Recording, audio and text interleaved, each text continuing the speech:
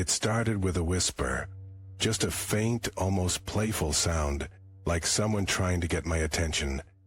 I was alone in my apartment, scrolling through my phone, when I heard it. Hello. I froze. The voice was soft, almost childlike, but it came from right behind me. I turned around, but there was no one there. Just the empty living room, the dim glow of the TV, reflecting off the walls. Arab Hillbilly.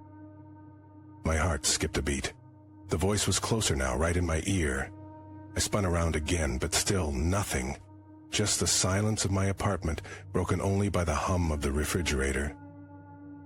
Mom G. I grabbed my phone, my hands shaking as I opened the messaging app. Maybe it was a glitch, some weird notification I hadn't noticed. But there were no new messages, just the same old group chat with my friends, filled with memes and inside jokes. Detail. The voice was louder now, more insistent. I could feel it, like a cold breath on the back of my neck. I dropped my phone and backed away, my eyes darting around the room. YOLO. That one hit me like a punch to the gut. YOLO. You only live once. But what if that wasn't true? What if something else was here? Something that didn't follow the rules of life and death? FOMO. Fear of missing out. The words echoed in my head, taunting me. I stumbled toward the door, my legs feeling like they were made of lead. But before I could reach it, the voice spoke again. It's MH. Shaking my head. That's what it meant. But why? Why was this thing using modern slang? Was it mocking me? Trying to communicate? Or was it just playing a cruel game? In real life, the words sent a chill down my spine. This wasn't just some random noise. It was deliberate. It was learning. As hell. The voice was right behind me now, so close I could feel its presence, like a shadow pressing against my back. I couldn't move. I couldn't breathe. DBH. To be honest, the words hung in the air, heavy and ominous. I felt a cold hand brush against my shoulder, and I finally found the strength to scream. IDK. I don't know.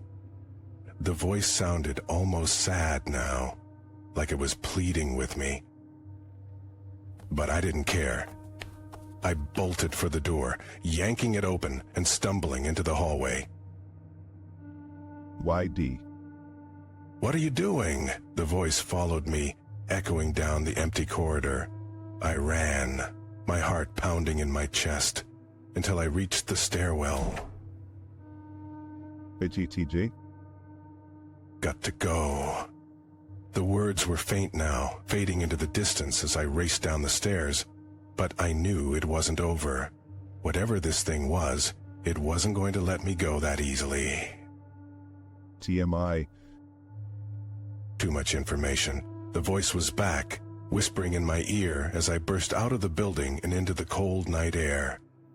I didn't stop running until I reached the park, my lungs burning, my legs trembling.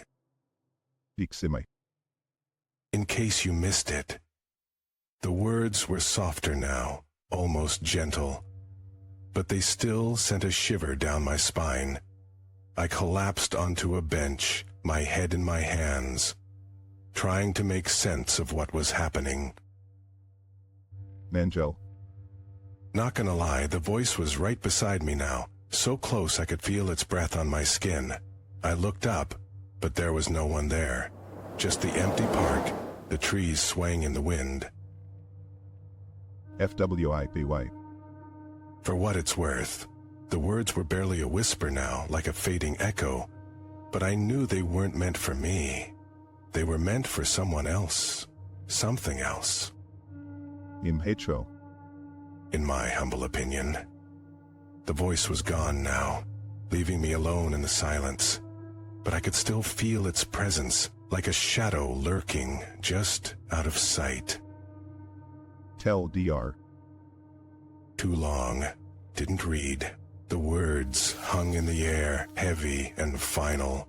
And then there was nothing. Just the sound of the wind, the rustle of leaves, and the distant hum of the city. I sat there for what felt like hours, my mind racing, trying to piece together what had just happened. But the more I thought about it, the less sense it made.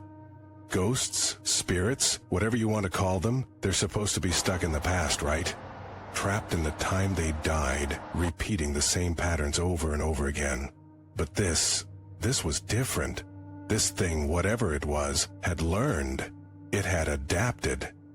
It had picked up on the language of the living, the slang, the acronyms, the shorthand we use to communicate in the digital age, and that was terrifying. Doc, I didn't go back to my apartment that night. I couldn't. Instead, I wandered the streets, trying to shake the feeling that I was being watched, that I was being followed. But no matter where I went, no matter how far I ran, I couldn't escape the voice. It was always there, just out of reach, whispering in my ear, taunting me with its cryptic messages. Vf. Best friends, forever. The words were soft, almost tender, but they sent a chill down my spine, because I knew what they meant. This thing, whatever it was, wasn't going to let me go. Petite. One true pairing. The voice was closer now, more insistent.